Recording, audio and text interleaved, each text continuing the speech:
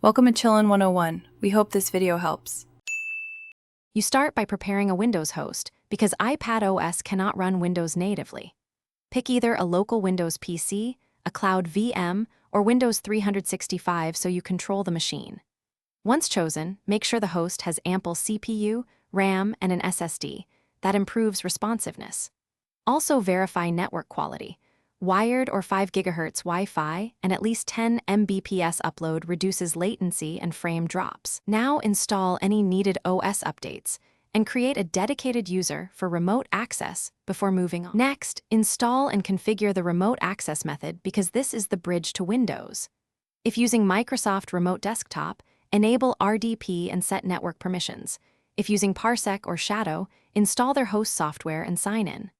Once done, assign a static IP or use dynamic DNS, or rely on the cloud provider to avoid opening ports.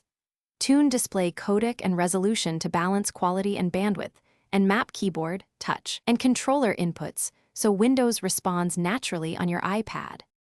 Finally, open the chosen client app on your iPad and sign into the host or cloud PC.